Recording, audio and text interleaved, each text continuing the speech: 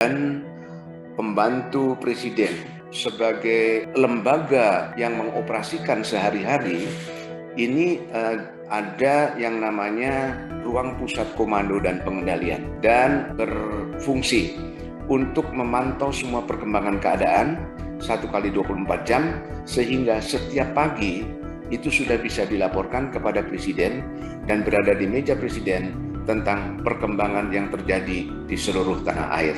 Berikan gambaran yang lebih konkret dari struktur yang sudah ada sekarang, Dewan Keamanan Nasional itu merupakan gabungan dari Kemenkoan, yaitu Kantor Menteri Koordinator, dengan Wantanas. Kalau kita dengar istilah Dewan Keamanan Nasional, maka juga strukturnya ini sudah persis sama dengan istilah yang sama yang sering kita dengar, yaitu Dewan Keamanan PBB. Saya akan mewacanakan atau mendiskusikan kalimat yang Anda katakan. Ya. Sudah ada Menko Polhukam, Menteri Pertahanan, dan Menteri Dalam Negeri. Ya. Itu tidak valid. Dalam sejarah kita juga punya pengalaman-pengalaman ketika polisi diletakkan di bawah Jaksa Agung, dilihat dari penegakan hukumnya, juga di bawah Menteri Dalam Negeri. Tata kelola pemerintahan ini itu hakikatnya politik. Itu kuncinya. Ya. Karena semua ini kan kebijakan berasal dan berakhir pada Bapak Presiden. Ya. Jadi ini bukan merupakan sebuah pemaksaan.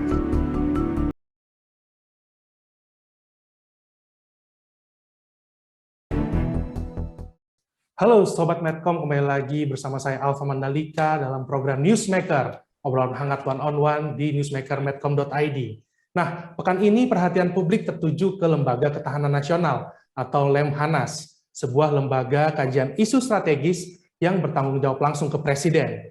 Gubernur Lemhanas, Letjen Purnawirawan Agus Wijoyo membuka diskusi publik, perlunya dibentuk Dewan Keamanan Nasional. Nah, selain pembentukan Dewan Keamanan Nasional, Gubernur Lemhanas juga membuka diskusi publik agar Kementerian Keamanan Dalam Negeri di mana Polri berada di dalamnya. Nah, pro dan kontra pun muncul atas gagasan dari Gubernur Lemhanas ini nih. Nah, Newsmaker pekan ini akan mengonfirmasi langsung kepada Gubernur Lemhanas, Letnan Jenderal Purnawirawan Agus Wijoyo yang telah hadir bersama kita melalui Zoom. Selamat sore Pak Agus. Selamat sore. Terima kasih Pak atas waktunya.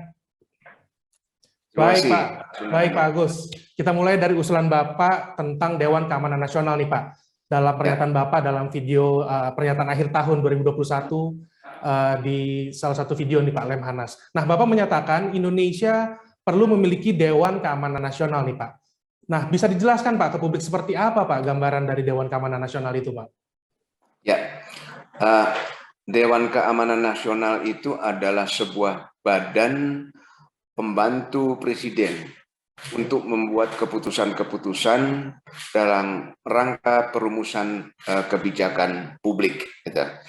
Sebetulnya badan ini sudah ada siap pakai, yang sekarang ada di dalam struktur atau bentuk organisasi Dewan Ketahanan Nasional atau Wantanas, gitu ya. Itu sudah persis siap pakai untuk bisa difungsikan sebagai Dewan Keamanan Nasional. Mengapa? Karena memang kalau kita meninjau kilas balik sejarah dari lembaga itu, memang awalnya dimaksudkan sebagai Dewan Keamanan Nasional, alat bantu Presiden untuk membuat keputusan dan kebijakan di dalam masalah-masalah keamanan nasional. Kemudian karena perkembangan menjadi Dewan Ketahanan Nasional, dan ini juga menurut sejarah juga tidak bisa dilepaskan dengan lahirnya Lembaga Ketahanan Nasional atau Lemhanas.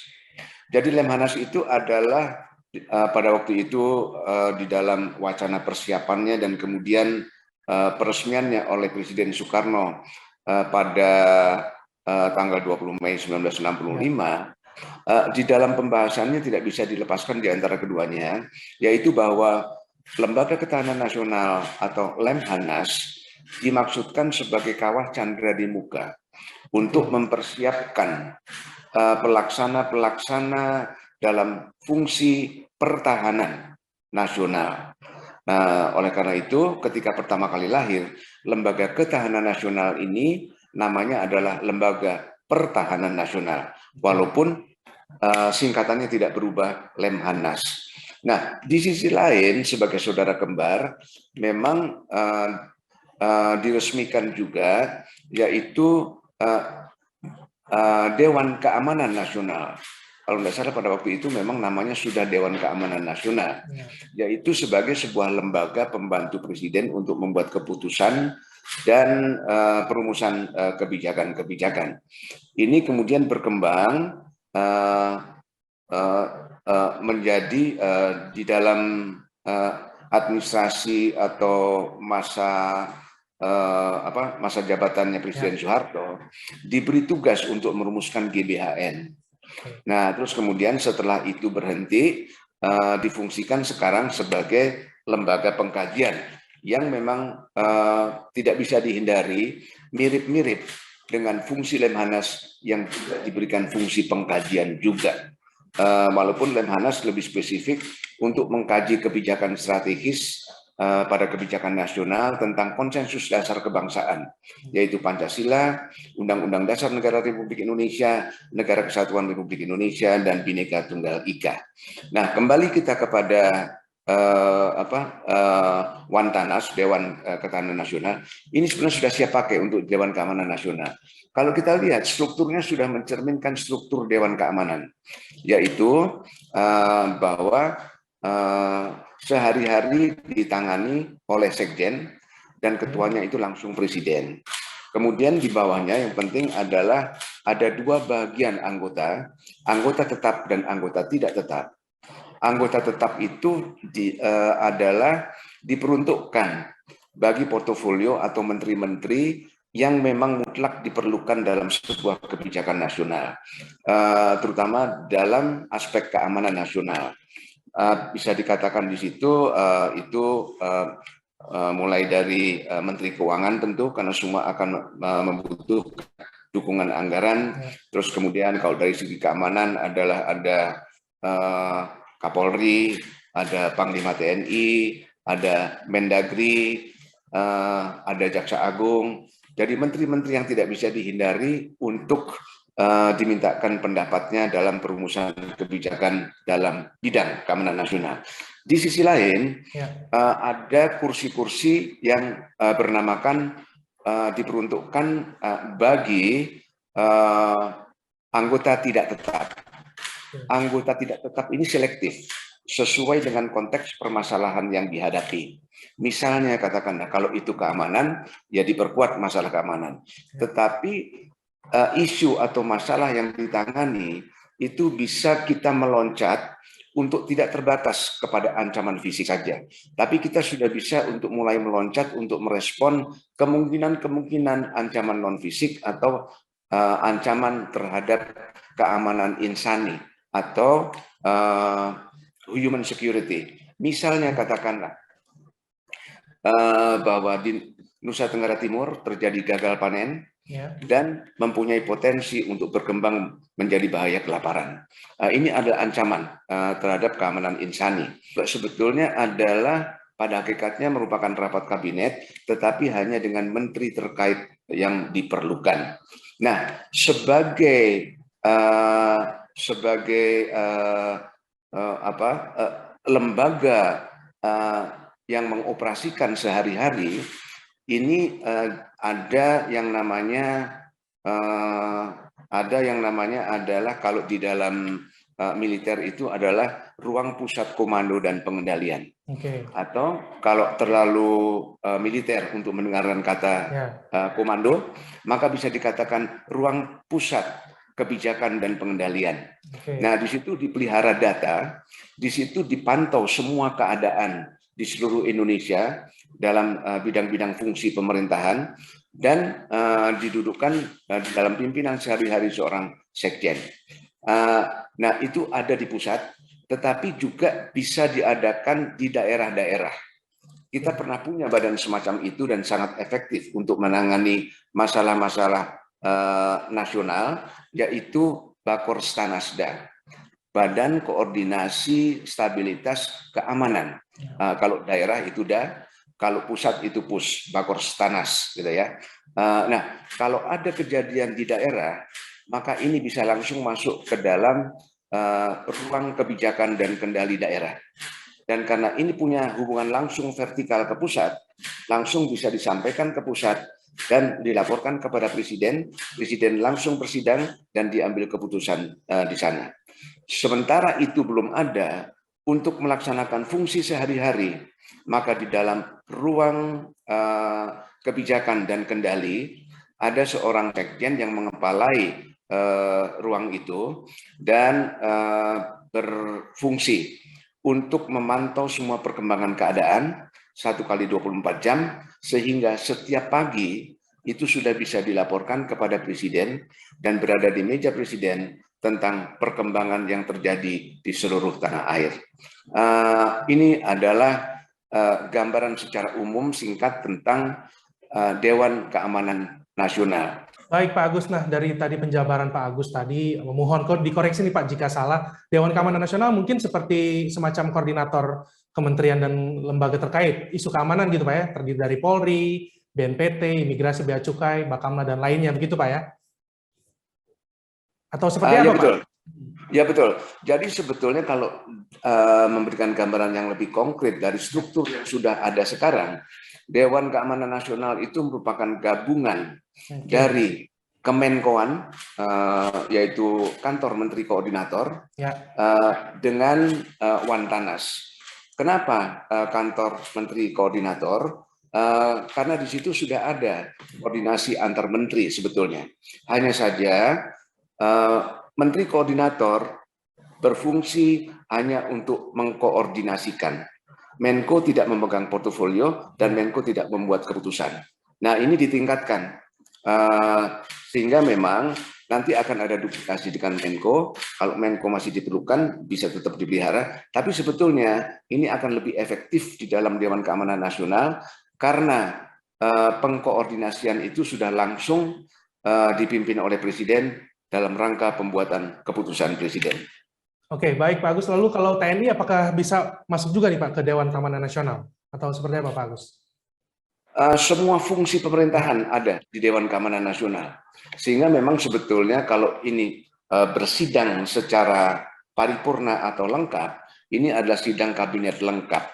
Tetapi supaya lincah untuk pengambilan keputusan dan perumusan kebijakan, maka di sini bisa di-create ya, sesuai dengan kebutuhan lingkup terkait gitu. Dan sebetulnya kalau kita dengar istilah Dewan Keamanan Nasional, maka juga strukturnya ini sudah persis sama dengan istilah yang sama yang sering kita dengar, yaitu Dewan Keamanan PBB. Hanya saja dalam Dewan Keamanan PBB, anggota tetap itu terdiri dari superpower hasil Perang Dunia Kedua, dan anggota tidak tetap itu digilir di antara negara-negara lain di dalam kurun waktu tertentu. Oke, baik Pak Agus, dari berbagai kajian yang dilakukan Lemhanas nih Pak, saat ini sebenarnya kita sedang menghadapi situasi seperti apa nih Pak Agus? Sehingga Pak Agus mengusulkan perlunya dibentuk Dewan Keamanan Nasional tadi Pak. Ya, sebetulnya wacana Dewan Keamanan Nasional bukan baru muncul hari ini. Saat ini sudah lama itu sebetulnya, sudah lama komponen-komponen atau orang-orang itu berwacana gitu. Dan sebetulnya strukturnya sudah ada dalam bentuk Wantanas tadi itu, Dewan Ketahanan Nasional, sehingga ini akan mudah untuk lebih meningkatkan sinergi, koordinasi dari perumusan kebijakan agar memang terpadu lintas sektoral gitu. Itu sebetulnya. Jadi memang karena sudah ada, ini bisa dilanjutkan. Dan kalau negara-negara lain itu juga memiliki badan-badan semacam Dewan Keamanan Nasional, pasti ada sesuatu yang bisa memberikan manfaat bagi proses pengambilan keputusan pada pemerintah. maka kita perlu juga untuk mencari sesuatu, dan bahwa kalau kita belum punya Dewan Keamanan Nasional, mungkin kita masih bisa meningkatkan kualitas dari proses pengambilan keputusan atau perumusan kebijakan dalam aspek keterpaduan dan sinergi antar atau lintas sektoral. Oke, baik Pak Agus. Nah, kita melanjutkan lagi ke gagasan Bapak yang lainnya. Ini perlu dibentuknya Kementerian Keamanan Dalam Negeri nih Pak. Atau kurang lebihnya sama seperti Amerika Serikat ya Pak Agus ya, ada Kementerian Dalam Negeri atau US Department of the Interior. Nah, dan juga ada Kementerian Keamanan Dalam Negeri atau US Homeland Security, di mana kepolisian Amerika Serikat berada di bawah US Homeland Security nih Pak. Nah, lagi-lagi nih Pak, situasi seperti apa nih Pak yang sedang dihadapi Indonesia menurut Pak Agus sehingga perlu dibentuk Kementerian Keamanan Dalam Negeri ketika tugas-tugas tersebut sudah dijalankan sebenarnya oleh Kemenko Polhukam, Kemendagri hingga Kementerian Pertahanan, Pak?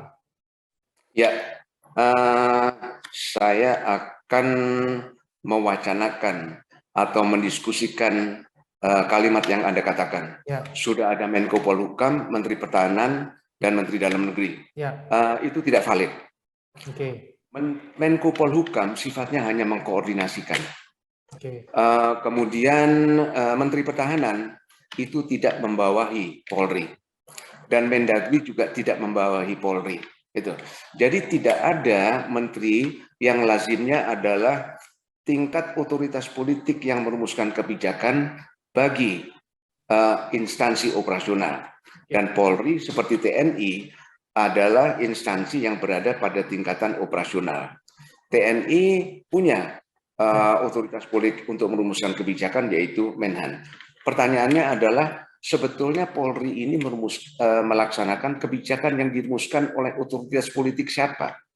Karena di dalam negara demokratis, maka yang menyusun kebijakan itu haruslah otoritas politik sebagai sebuah entitas yang mendapat mandat dari rakyat untuk memegang otoritas politik tersebut, gitu. Nah, pertanyaannya adalah Polri ini merumuskan kebijakan yang dirumuskan oleh siapa? Apabila belum ada, maka salahkah kita kalau kita mengambil kesimpulan Polri merumuskan kebijakannya sendiri, melaksanakannya sendiri, mengawasinya sendiri, mengevaluasinya sendiri. Polri merumuskan anggaran sendiri, melaksanakan sendiri, mengawasi sendiri, mengevaluasi sendiri. Di situ tidak ada checks and balances, dan tidak ada kemewahan itu dimiliki oleh entitas lembaga pemerintahan lainnya. TNI pun tidak, karena ada Menteri Pertahanan. Nah, ini adalah demi untuk memberikan atau melaksanakan, mengimplementasikan kaidah checks and balances.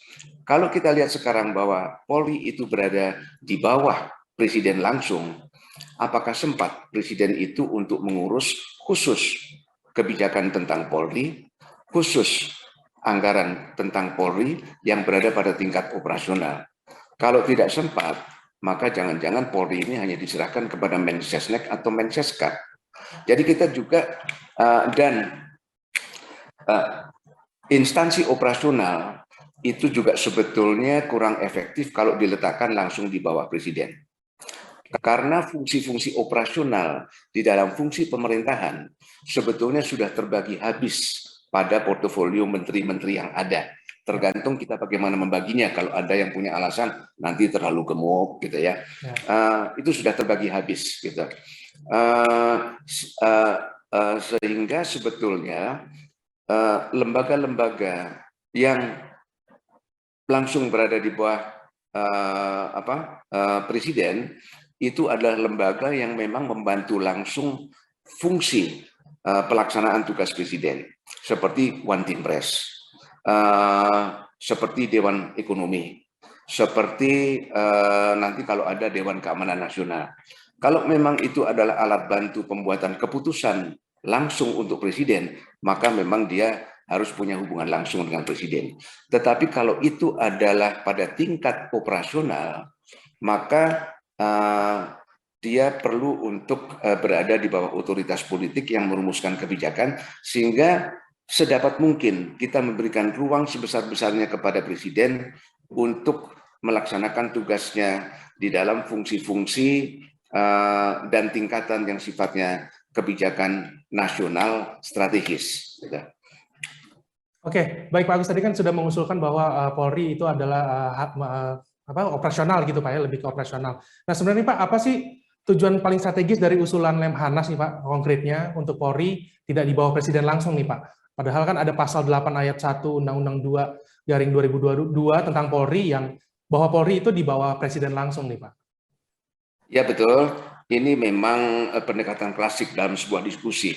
Ya. Ada regulasi, maka seseorang akan merujuk kepada regulasi. Ya.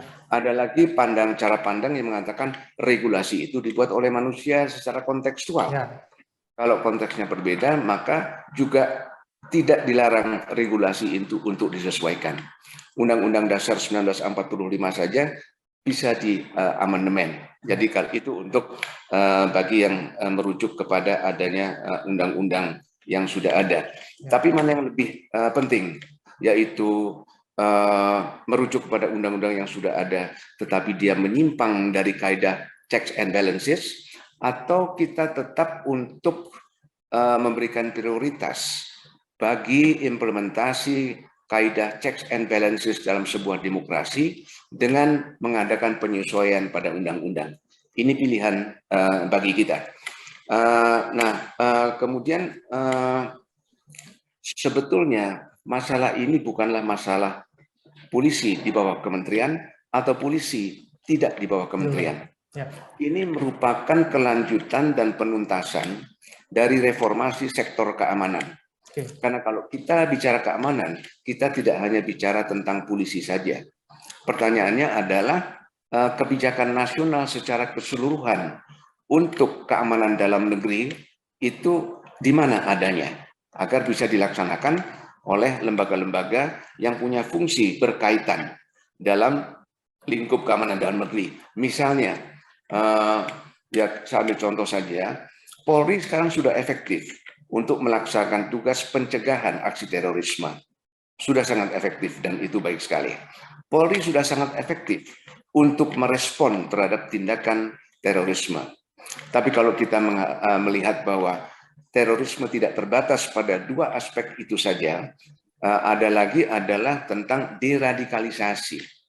Deradikalisasi juga mengandung pengertian apakah kita mampu untuk mengadakan pemantauan bagi dikatakan ex napiter itu, karena juga kalau kita lihat datanya banyak sekali ex napiter yang tadinya sudah menyatakan setia kepada Merah Putih ternyata masih juga kembali kepada kelompok semula gitu ya.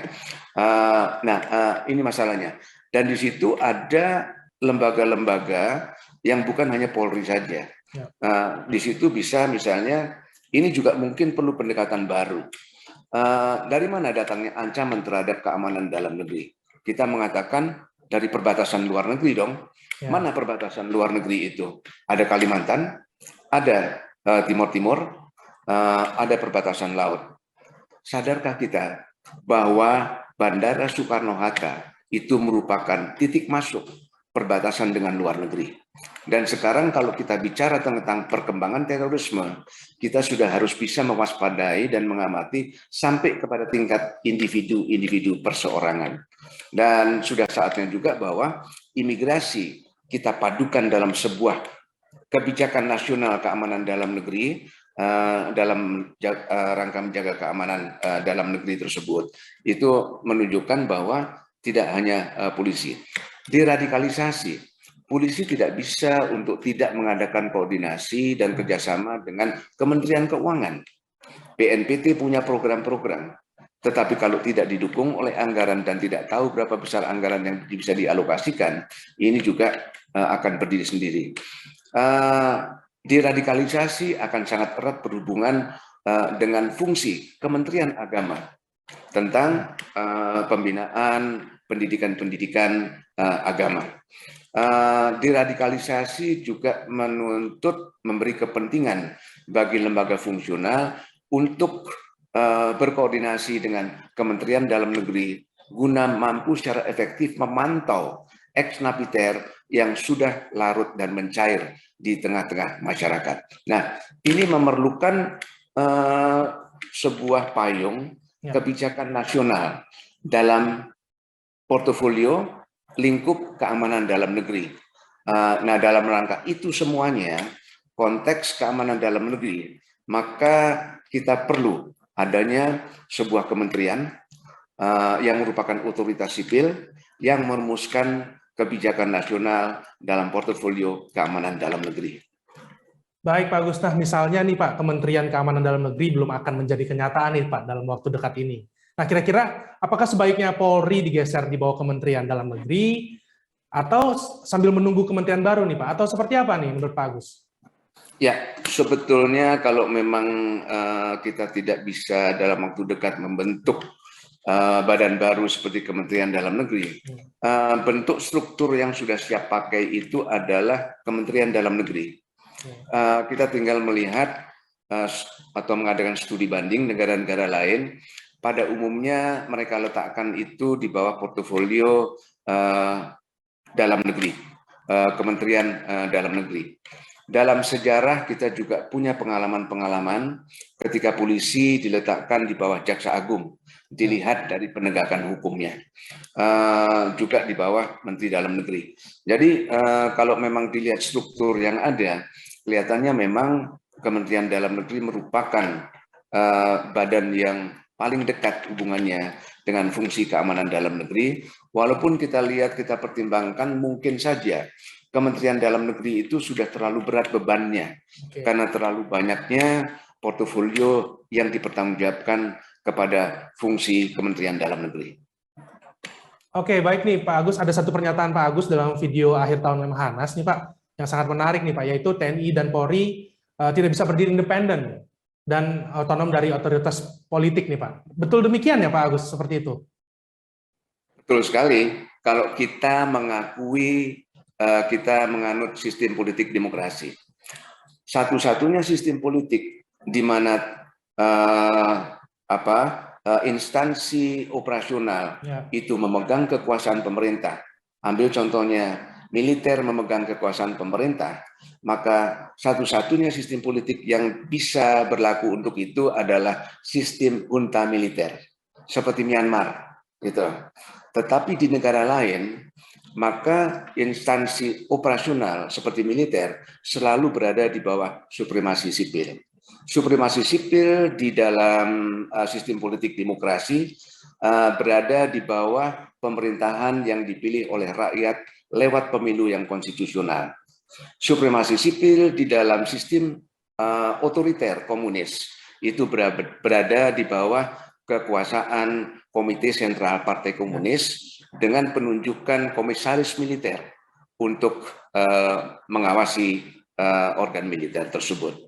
Jadi memang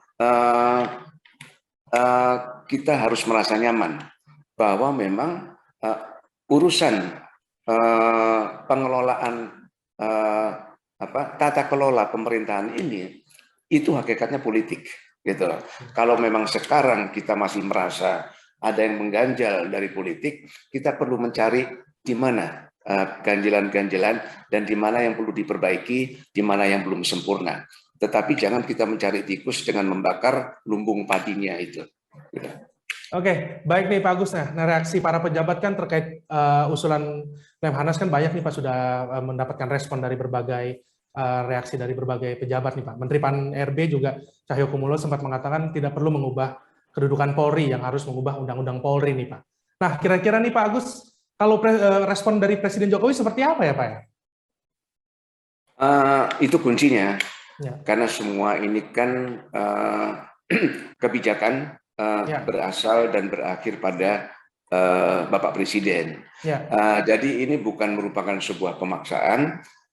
Silakan melalui proses legislasi, melalui proses konsultasi publik, mana yang dirasa diperlukan dan memberikan tingkat efektivitas tertinggi di dalam pelaksanaan fungsi-fungsi pemerintahan yang ada. Tetapi perlu adanya sebuah eh, pengkajian yang mendalam, jujur dan terbuka, lepas dari kepentingan arogansi sektoral dan kepentingan saat ini. Gitu. Jadi kembali bahasa demokrasinya adalah kita serahkan kepada rakyat. Oke, baik nih Pak Agus. Nah, kita lanjutkan dengan respons dari policy maker nih Pak ya, terhadap kajian Lemhanas nih Pak. Salah satunya adalah pimpinan MPR Bapak Arsul Sani yang menyatakan sebenarnya kajian Lemhanas ini tidak tepat disampaikan ke publik nih Pak. Nah, harusnya sebelum disampaikan ke publik harus berkoordinasi atau disampaikan ke Presiden dan DPR. Apakah seperti itu Pak? Kajian Lemhanas ini perlu disampaikan dulu ke Presiden atau DPR Pak? Itu sudah tidak dalam bentuk seperti ini, dalam bentuk parsial yang punya konteks yang mengkait dengan materi-materi ini, yaitu kepada Presiden. Dan ini muncul dalam pernyataan akhir tahun Lemhanas, atau saya sebagai Gubernur Lemhanas, justru karena Lemhanas tidak bisa untuk tidak merasa peduli dengan pembangunan bangsa. Itu lahir dari kepedulian bangsa, dan saya rasa juga sekarang di arena publik, dalam suasana demokratis, kita lihat betapa publik itu begitu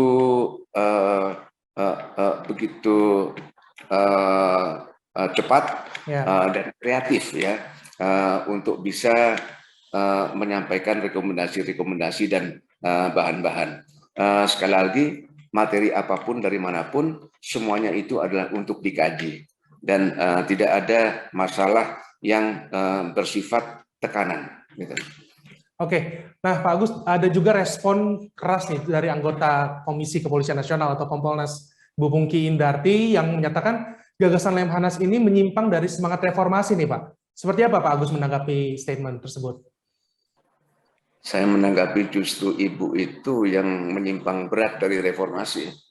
Karena kita ingin menempatkan Polri itu profesional di dalam sistem politik demokratis dengan adanya checks and balances dan pembagian kewenangan yang sesuai dengan kewenangan-kewenangan yang ada di dalam sistem politik demokratis.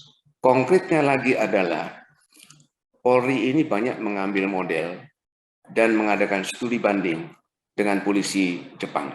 Dari situlah didapat ide tentang Komisi Polisi Nasional.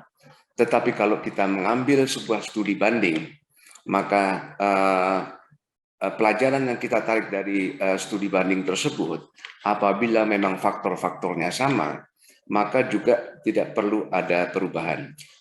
Komisi Politik Nasional di Jepang pada dasarnya adalah ketua Komisi Polisi Nasional di Jepang pada dasarnya adalah Menteri Kepolisian, dan pada akhirnya juga Menteri Kepolisian itu bertanggung jawab kepada Menteri Dalam Negeri di Jepang. Nah, kita perlu untuk bisa mengadakan telahan-telahan yang mendalam dan meluas sehingga kita memang bisa memahami secara utuh dan penuh, dan untuk menjawab pertanyaan mengapa sistem mereka seperti itu. Mungkin sistem kita tidak perlu seperti itu, tapi kita juga harus bisa menjawab mengapa kalau sistem kita tidak seperti itu. Kompolnas ternyata di Indonesia itu tidak dalam bentuk kewenangan dan peran yang sama dengan Komisi Polisi Nasional yang ada di Jepang. Oke, baik nih Pak. Sebelum closing statement nih Pak Agus, saya sempat membaca di salah satu media, politisi PKS, Pak Nasir Jamil menyatakan gagasan Pak Agus ini lagu lama nih Pak, sambil berkelakar sebab Pak Agus katanya akan segera berangkat menjadi Duta Besar Indonesia untuk Filipina nih Pak. Sebenarnya benar nih Pak, ada tugas baru menjadi Dubes nih Pak? Ya, sudah dalam proses persiapan memang. Dan mungkin ini, itu dari anggota DPR ya, partai politik Politisi PKS Pak Nasir Jamil. Ya. Mungkin memang ini adalah tinggalan saya gitu. Untuk Pak Nasir Jamil, kemudian perwakilan partai politik yang ada di DPR, untuk bisa melanjutkan kajian ini dan sampai kepada pemahaman yang utuh, menyeluruh, dan mendalam. Oke, jadi emang benar nih Pak, ada tugas baru sebagai Dubes, itu benar Pak? Benar itu adanya. Baik, terima kasih Pak Agus Wijoyo selaku Gubernur Lemhanas. Terima kasih Pak atas waktunya, sehat-sehat selalu ya Pak. Terima kasih. Baik, demikian Newsmaker pekan ini. Kita akan berjumpa pekan depan dengan narasumber dan topik menarik lainnya. Saya Alfa Mandalika pamit. Sampai jumpa.